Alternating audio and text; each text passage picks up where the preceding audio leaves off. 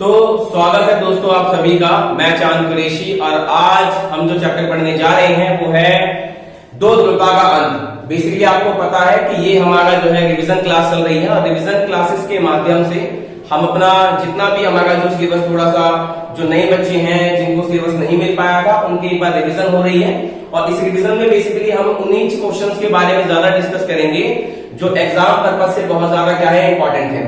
तो बेसिकली जैसा आप सभी को पता है कि मैं इसके बारे में पहले ही आप सभी को बता चुका हूं कि हमारे कहीं ना कहीं 2 महीने बाद एग्जाम है, ठीक है ना। 2 से 1.5 महीना अभी बचा है रिवीजन का और उस रिवीजन में हम छोटी छोटी वीडियोस के माध्यम से आपको सिर्फ उन्हीं क्वेश्चन तक लेके जाएंगे जो एग्जाम के पर्पज से बहुत ज्यादा इंपॉर्टेंट है।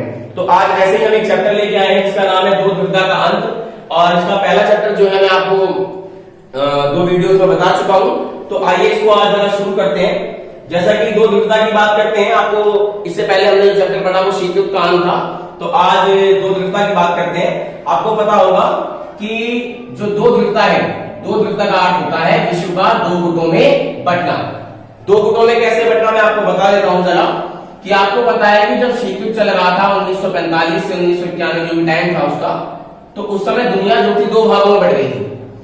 दुनिया 2 भागों में बटी, यानी एक तरफ तो हमारा था अमेरिका और दूसरी तरफ था हमारा सोवियत संघ, या इसको हम ये कह सकते हैं कि एक तरफ हमारा पूंजीवाद और दूसरी तरफ था हमारा साम्यवाद। तो इसी बटने की विधि को हम कहते हैं या इसी बटने की प्रक्रिया को हम कहते हैं विश्व का 2 गुटों में बंटना। तो जब दुनिया 2 भागों में बट गई थी यानी विश्व 2 गुटों में बट गया तो इसी को नाम दिया गया दो ध्रुवता, ठीक है ना। अभी अंत के बारे में हम थोड़ा बाद में पढ़ेंगे, अभी सिर्फ हम इसका मतलब समझ रहे हैं, ठीक है। अब अगर बात करें कि दो ध्रुवता का विकास कैसे हुआ, जो हम पढ़ रहे हैं कि दुनिया जो थी 2 भागों में बट गई थी यानी कि पूंजीवाद और साम्यवाद में जो दुनिया बट गई, तो उसका हुआ कैसे, वो बटी कैसे। तो पहला था विचारधारा के कारण। आपको पता हो कि अमेरिका की विचारधारा थी पूंजीवाद और सोवियत संघ की थी साम्यवाद। तो आधी दुनिया पे जो कब्जा था वो अमेरिका का था और बाकी आधे हिस्से पे कब्जा कर चुका था सोवियत संघ की साम्यवाद। तो इस कारण दुनिया 2 भागों में बट गई। तो विचारधारा के कारण दुनिया 2 भागों में बट चुकी थी। शस्त्रीकरण के द्वारा जब दो ध्रुवता का उदय हुआ तो उस समय दुनिया जो थी 2 भागों में बट चुकी थी और अमेरिका और सोवियत संघ 2 ऐसी महाशक्तियां थी जो अपने आप को दुनिया में सबसे आगे ले जाना चाहती थी और दोनों एक दूसरे से प्रतियोगिता कर रही थी, होड़ कर रही थी, जिस कारण ज्यादा से ज्यादा भारी मात्रा में अमेरिका भी हथियार बनाना था और सोवियत संघ भी ज्यादा से ज्यादा भारी मात्रा में हथियारों का निर्माण कर रहा था। तो शस्त्रीकरण के द्वारा भी दुनिया आपस में क्या हो गई, बढ़ चुकी थी। उसी के बाद आता है सैनिक गुटों का बनना। अगर सैनिक गुटों की बात करें तो आपको पता है कि अमेरिका और सोवियत संघ ने जिस समय शीतयुक्त का माहौल चल रहा था तो उस समय एक ऐसा माहौल क्रिएट हो गया था कि ऐसा लग रहा था कि तीसरा महायुद्ध हो जाएगा और उस तीसरे महायुद्ध की चपेट में पूरा विश्व आएगा। तो इन्होंने अपने आप को शक्तिशाली बनाने के लिए कई सैनिक गुटों का निर्माण किया। जैसे जब हम अमेरिका की बात करते हैं तो अमेरिका ने नाटो, सीटो और सेंटो सैनिक गुटों का निर्माण किया और सोवियत संघ ने किया था किसका, वार्सा पैक्ट का, ठीक है ना।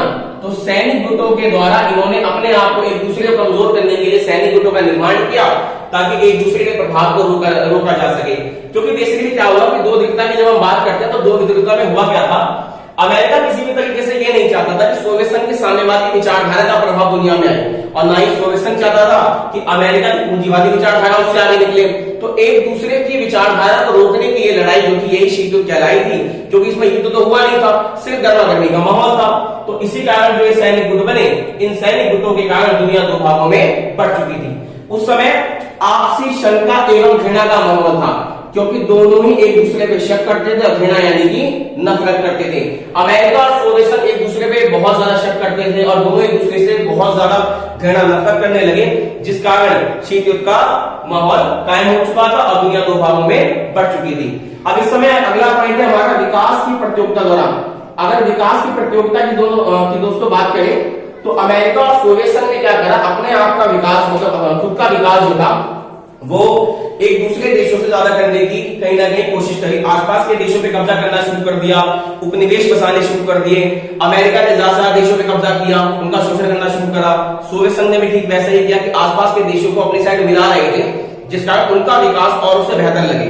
सोवियत संघ अमेरिका से ज्यादा विकास करना चाहता था और अमेरिका सोवियत संघ से ज्यादा विकास करना चाहता था। तो ये जो विकास की प्रतियोगिता थी इसके द्वारा भी दुनिया 2 भागों में कहीं ना कहीं बढ़ चुकी थी।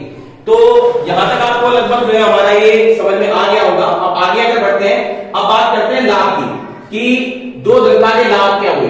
दो दृढ़ता का लाभ ये हुआ कि पूंजीवाद और साम्यवाद का उदय हुआ। उदय कैसे हुआ कि इस समय दुनिया के नक्शे में हमें दो नई विचारधाराओं के बारे में पता लगा, एक तो पूंजीवाद और दूसरा साम्यवाद। ठीक है, अब अगर बात करें गुटनिरपेक्षता की बात करते हैं कि गुटनिरपेक्षता का अर्थ होता है किसी भी गुट में शामिल ना होना।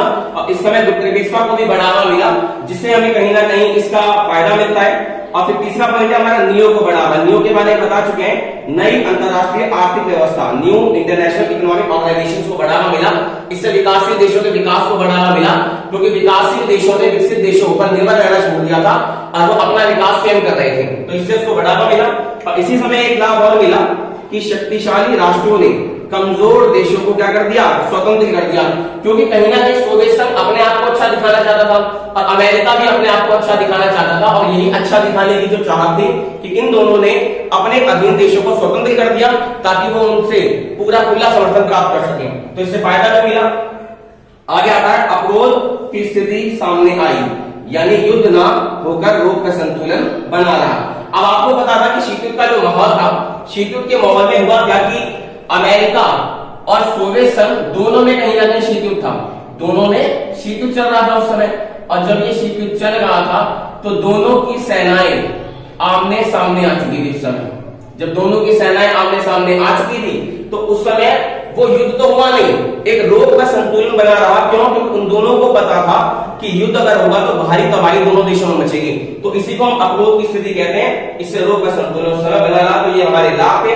अगर हम हानियों की बात करें तो जब दो ध्रुवता चल रही थी, यानी कि अमेरिका और सोवियत संघ के मध्य दुनिया बढ़ चुकी थी, तो तनाव व शंका को बढ़ावा मिला, क्योंकि गर्मा गर्मी का बहुत ज्यादा माहौल हो चुका था उस समय। हथियारों की होड़ को बढ़ावा मिला, क्योंकि दोनों देश एक दूसरे से हथियार बना रहे थे।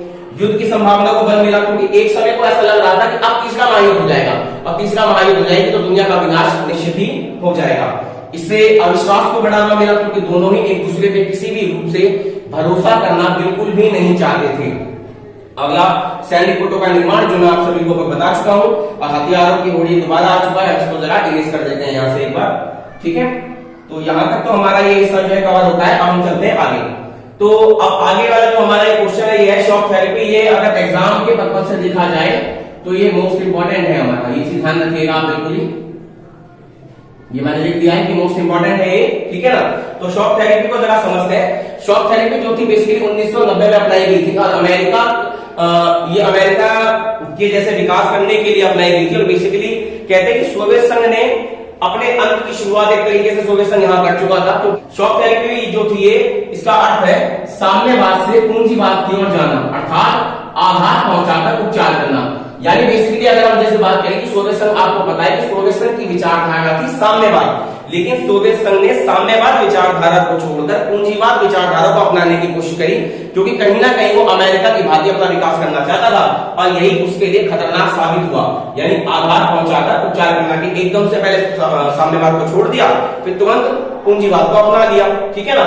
ये लागू हुई 1990 में। 1990 में इस विचारधारा को अपनाया गया था। इसकी विशेषता क्या थी कि पश्चिमी देशों की आर्थिक व्यवस्था से जुड़ाव करना। यानी उस समय दुनिया दो भागों में बटी हुई थी। जो अमेरिका की तरफ जो हिस्सा था ये पश्चिमी था हमारा, ये हमारा पश्चिमी हिस्सा था, और अगर हम सोवियत संघ की बात करें तो ये हमारा पूर्वी है। तो पश्चिमी देशों की आर्थिक व्यवस्था से जुड़ाव करना, यानी जिस तरीके से पश्चिमी देशों का विकास होगा ठीक उसी प्रकार से सोवियत संघ भी अपना विकास करेगा।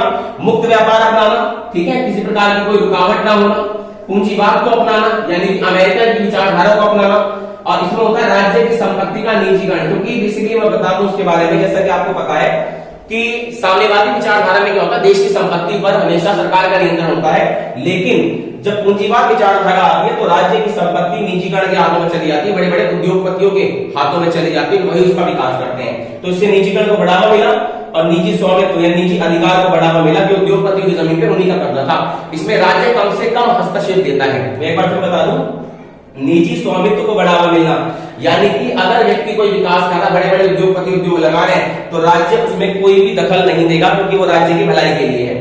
तो इन विशेषताओं को अपनाकर सोवियत संघ ने अपना विकास करना चाहा, परंतु कहीं ना कहीं ये विकास उसके लिए नकारात्मक साबित हुआ, उसके लिए बहुत सारे नेगेटिव परिणाम लेकर सामने आया, जिसके बारे में अब देखते हैं। देखिए कि इसका इफेक्ट क्या पड़ा लोगों पे, कि लोगों को बर्बादी का सामना करना पड़ा, ठीक है, क्योंकि एकदम से विचारधारा चेंज होने पर लोगों पर बहुत ज्यादा फर्क पड़ा, ठीक है। सोवियत संघ की जो अर्थव्यवस्था थी वो क्या हो गई थी, बिल्कुल तहस नहस हो गई थी। ऊपर से 1500 बैंक क्या हो गए थे, दिवालिया, क्योंकि बेसिकली बैंकों ने लोगों को लोन दिया था भारी मात्रा में, और जब लोग बर्बाद हो गए तो लोग उस लोन को चुका नहीं पाए, जिस कारण 1500 बैंक जो थे दिवालिया, यानी कि एक तरीके से हम कह सकते हैं कि करप्ट हो चुके थे, बिल्कुल ही, ठीक है, खत्म हो चुके थे, उनका अंत हो चुका था, कंगाल। फिर रूस की मुद्रा जो बेसिकली रूबल थी, रूबल में गिरावट आ गई, क्योंकि रूबल उस समय, रूबल की डिमांड जो बहुत ज्यादा थी विश्व करेंसी में, अब वो बिल्कुल जो उसका रेशो था वो बिल्कुल गिर चुका था।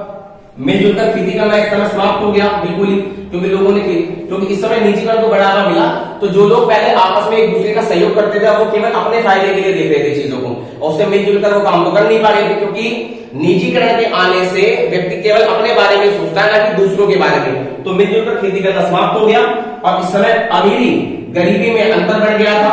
और इस समय एक चीज और आई थी, मैं आपको बता देता हूं, उसका पॉइंट नंबर जो 7 है हमारा, कि उस समय जो उद्योग थे, जो औद्योगिक ढांचा था बेसिकली इसका सोवियत संघ का, वो औद्योगिक ढांचा डगमगा गया था। उस समय 90% उद्योग बिल्कुल खत्म हो चुके थे सोवियत संघ से, जिस कारण इसका कहीं ना कहीं अंत हुआ। तो शॉक थेरेपी जो थी बेसिकली एक बहुत बड़ा नकारात्मक परिणाम सामने लेके आई, जिस कारण सोवियत संघ का अंत हुआ। तो यहाँ पर हमने जो आज बात करी वो बेसिकली दो ध्रुवता के अंत के बारे में बात करी, उसके लाभ वाली, और शॉक थेरेपी के बारे में हमने जो है बात करी है। और आगे अब जो मैं सेकंड वीडियो लेके आऊंगा उसमें कहीं ना कहीं हम इसके पार्ट सेकंड में चैप्टर को खत्म भी कर देंगे, ठीक है ना। तो हम केवल उन्हीं चीजों पर बात कर रहे हैं जो एग्जाम पर्पस से बहुत ज्यादा इंपॉर्टेंट है। तो मैं आशा करता हूं आप सभी को ये अच्छे से समझ में आया होगा, ठीक है। और अगर वीडियो पसंद आए तो थोड़ा सा प्लीज लाइक वगैरह कर देना, और चीजों को जितना हो सके वीडियोस को शेयर कर देना ज्यादा से ज्यादा लोगों तक, ताकि ये जानकारी जो है लोगों को आसानी से समझ में आए और लोग इससे अपने एग्जाम्स की तैयारी भी बेहतर तरीके से कर सकते हैं। तो चलिए फिर आगे अगली वीडियो में मिलते हैं, और तब तक इस वीडियो को ज्यादा से ज्यादा तबियत से शेयर कीजिए बहुत बढ़िया तरीके से, ठीक है। धन्यवाद।